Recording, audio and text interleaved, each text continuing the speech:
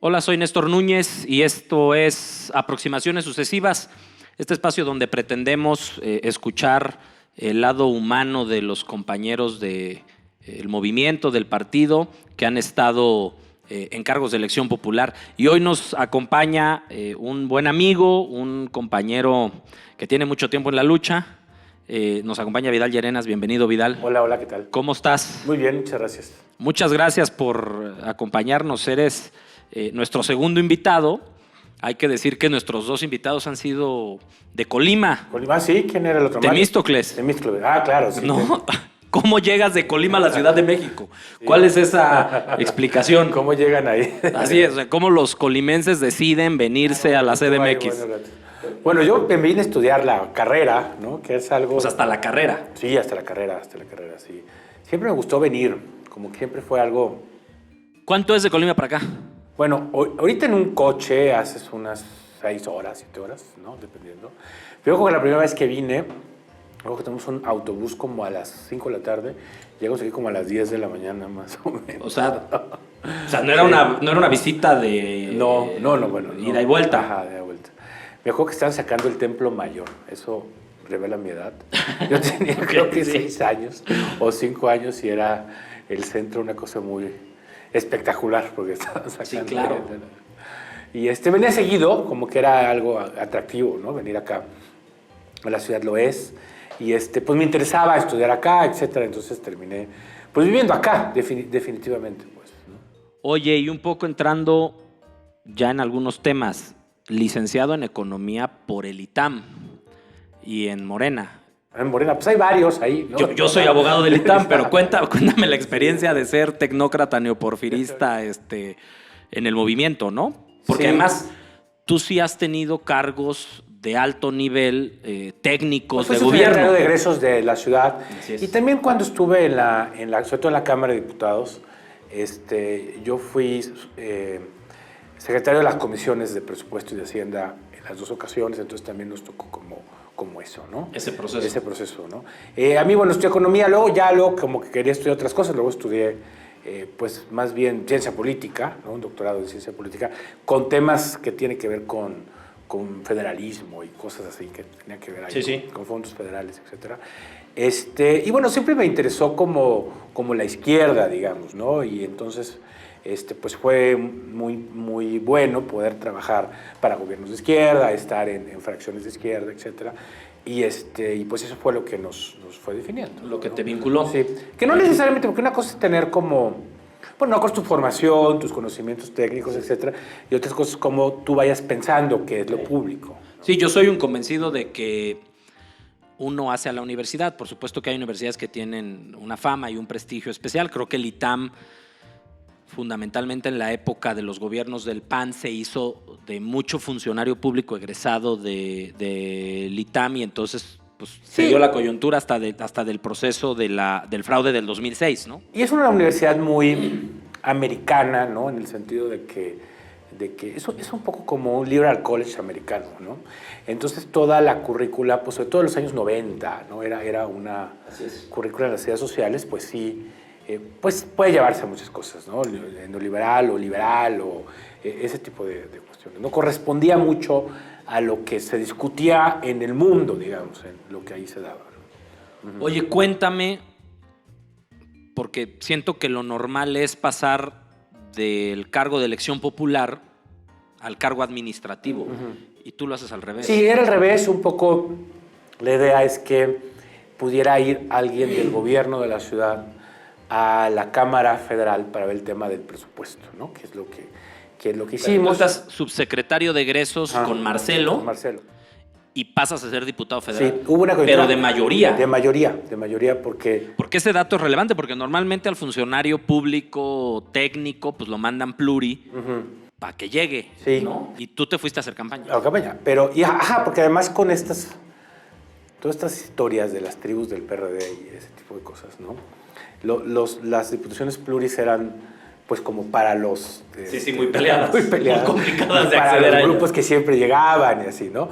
Entonces, pues fue la vía y fue así, pues que pudimos hacer campaña, ganar la campaña y luego tener esa oportunidad de estar ahí en la Cámara de Diputados. Y diputado federal por Azcapotzalco. Azcapotzalco, en ese momento era Azcapotzalco Cuauhtémoc, porque era el distrito 8, de hecho fui 2 veces diputado por el distrito 8, que ahora el distrito 8, entiendo, es Cuauhtémoc y Venustiano Carranza. Sí, tú y yo hicimos campaña en el 2015, tú por el 8 federal, yo por el 9 local, y justo compartíamos. A mí no me tocaba nada de Azcapotzalco, pero a ti te tocaba un tramo de Cuauhtémoc hice una parte de Cuauhtémoc pues muy interesante, ¿no? Que es Tlatelolco, La Guerrero, Santa María la Ribera. Santa María. A ti, si mal no recuerdo, te tocaba Cuauhtémoc y Tabacalera, sí, ¿no? Y San Rafael. Era todo de Reforma hacia el norte. Hacia el norte, sí. Ya al norte de la ciudad, ¿no? Ajá, al norte de la ciudad. Sí, claro. Y ahora la división del distrito es San Cosme, México, Tenochtitlan. Ya no es Paseo de la Reforma. Ya no es Paseo de la Reforma, sí. Un distrito muy raro, efectivamente, porque no tenía que ver una cosa... ¿Y era todo Azcapotzalco? No, Azcapotzalco al revés, de Granjas y Cuitláhuac hacia el sur, ¿no? Oye, y sales de subsecretario con una experiencia varios años. Muy positiva. Creo que además el primer trienio de Ebrard es un trienio muy exitoso, incluso en el comparativo con el gobierno de Calderón. Sí. Y llegas al Congreso, ¿y cómo es el cambio? En lo federal de saque, porque luego pasaste a lo local. A lo local. No, bueno, es interesante y un poco tenía que ver con lo que hacía, porque en buena medida me involucré pues, en temas de finanzas públicas, ¿no? Entonces, había otra lógica y unas negociaciones presupuestales entre partidos en donde el reto era entrar para que la negociación no solo fuera entre el PAN y el PRI, sino que el PRD, que ya tenía gobiernos, había varios, no solamente era el de la ciudad, estaba, si no mal recuerdo, Michoacán, Guerrero también, Zacatecas, por ejemplo, ¿no? Claro. Chiapas, que era extraño ahí el gobernador, todo en Chiapas es extraño, pero nominalmente sí era gobernador. Era con Sabines, ¿no? Era con Sabines, luego había gobiernos, pues que era como de varios, con el mismo Moreno Valle en un primer momento, medio al PRD, era complicado. ¿A ti te toca el Fondo de Capitalidad, la creación del Fondo de Capitalidad? ¿Es en esos años? Sí, ahí se creó por primera vez el Fondo de Capitalidad. No, eso se creó después.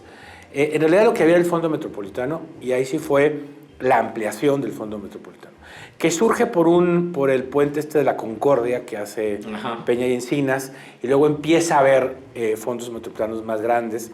Creo que sí llevaron una buena idea demasiado lejos. Creo que el Fondo Metropolitano sí es una buena idea para grandes zonas metropolitanas en donde requieren grandes proyectos. Era una buena idea. ¿Y el de capitalidad no te convence?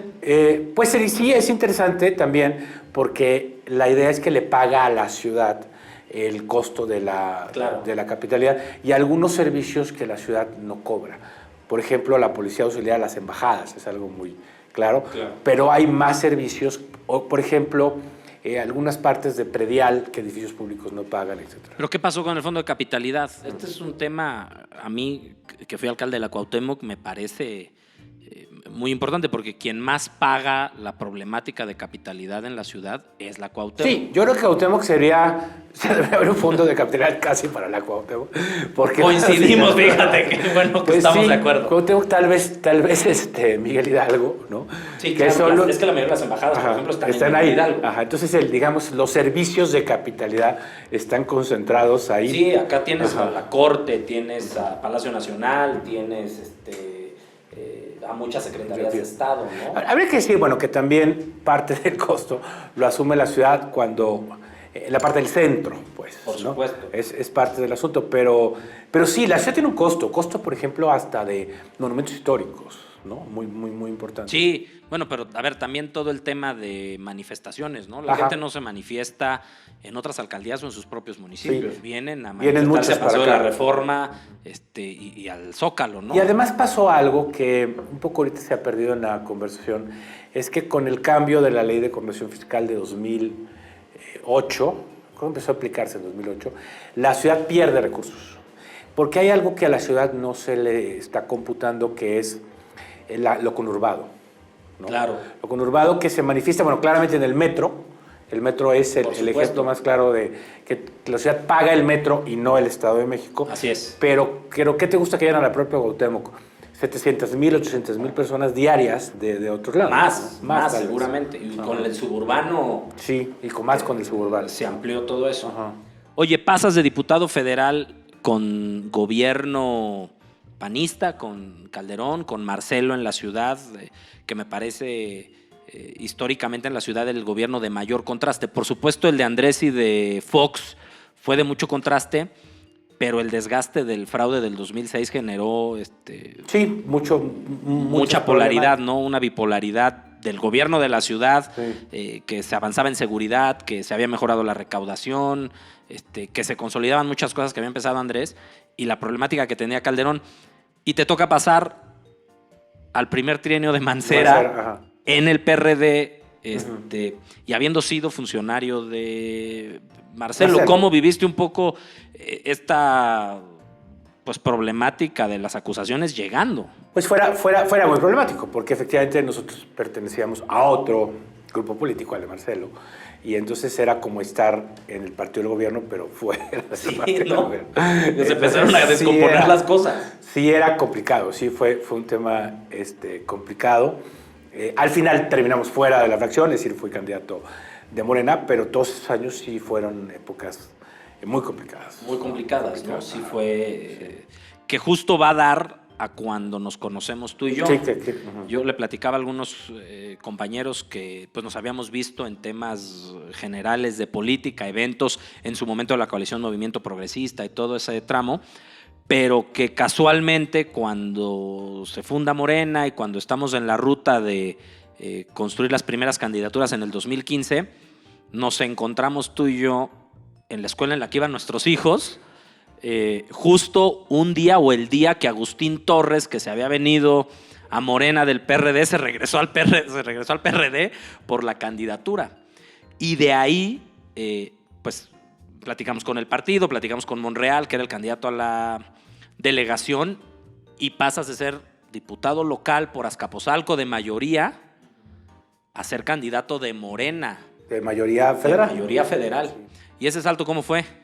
Bueno, obviamente en el PRD no había ya oportunidades de participación. Y en la ciudad estaba descompuesto. En la ciudad estaba descompuesto. Morena sí comenzaba a ser una opción interesante. Habíamos pues participado en eso. Era como la opción natural, ¿no? De alguna sí, manera. Claro. Nada más que nosotros la tomamos antes que otras. Sí.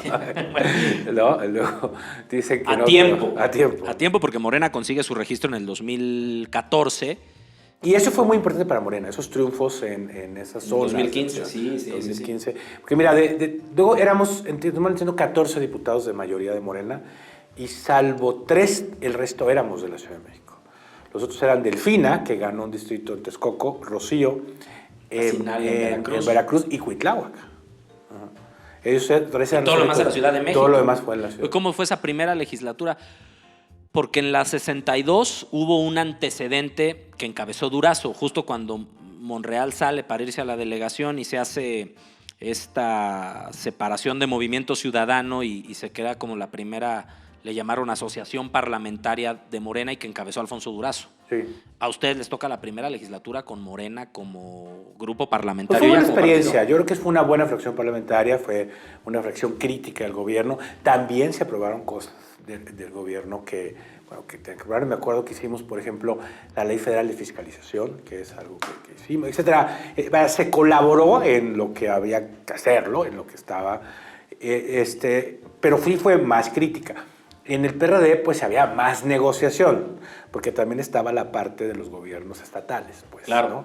Y también había pues fracciones del PRD más, pues sí, cercanas a los gobiernos, ¿no? El PRD sí había como estas partes filogobiernistas, ¿no? Que venían incluso históricamente de estos partidos de izquierda cercanos al PRI, etcétera. Oye, ¿militaste en el PRD? Sí, claro. ¿Sí te afiliaste? Sí. Y así, sin profundizar mucho, ¿qué tan diferente es militar en Morena de militar en el PRD? Bueno, luego se parece. Bastante, ¿verdad? No se parece, pero primero porque literalmente son las personas. Claro. Muchos compañeros de Morena vienen del PRD. Pues sí, la izquierda tiene como formas similares, ¿no? Pienso yo, de participación. Es distinto, claro, este es un partido que está en el gobierno, está el ideario de López Obrador, es más claro eso, digamos, ¿no? Es es otra cosa en ese sentido. Ahora, en los día a días, pues claro, se parece porque de ahí viene, ¿no? Sí, el estatuto tiene... A ver, yo siempre digo, el PRD surge de una agrupación de varios partidos de izquierda que deciden entregar hasta el registro y juntarse. Y Morena viene de una condición distinta. Por eso hasta están prohibidas las corrientes y los grupos al interior del partido. Sí, porque el PRD se abusó de eso y efectivamente parte del problema fue ese, ¿no? Que al final era una confederación de partidos y eso pues no le hacía bien, ¿no? Pero entonces no hay tantas diferencias pues en el día a día para no Sorprendería, porque pues no es exactamente lo mismo. También hay personas que de Morena, de otros lados, también hay gente más joven de Morena que no necesariamente estuvo pues en el PRD o no de manera importante en el PRD. Bueno, y las redes sociales y del cambio tecnológico, toda esta parte ha dado una condición muy distinta al movimiento, ¿no? Sí, claro, que buena parte de la discusión, la participación de Morena, pues sí se da en redes sociales y que antes eso pues no existía o existía poquito. Oye, antes de entrar a la etapa como alcalde, a 6 meses de ya no ser alcalde, ¿cómo estás? ¿Cómo te sientes? Mira, pues más ya duermes. Pues ya duermes. Sí dormía, pero pues sí es un día a día complicado. Muchas cosas no dependen de ti, ¿no? Claro. Muchas cosas lo que hay que hacer es gestionarlas, ver de qué se trata. Es un gobierno de primer contacto que además ni siquiera es un ayuntamiento todavía, ¿no? Sí, no. Entonces hay muchos elementos que no se tienen. Depende mucho del gobierno de la ciudad, para bien y para mal.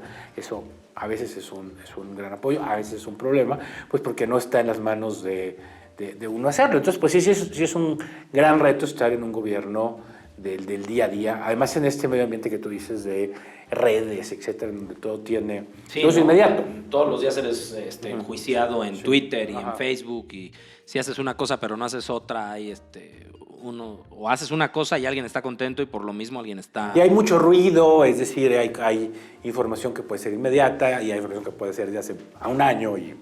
Claro, pero después de 9 años de diputado y 3 años de alcalde, ¿diputado o alcalde? Bueno, ambas cosas son interesantes. ¿Pero qué prefieres? Bueno, es más tranquilo ser diputado, es más un reto ser alcalde, ¿no? Ser diputado tuve suerte, me tocó tomar decisiones importantes, tener mucha participación, entonces fue interesante. Como alcalde, pues nos tocó el tema del COVID. Yo creo que eso, en buena medida, pues marcó lo que puedes hacer y lo que no puedes hacer, ¿no?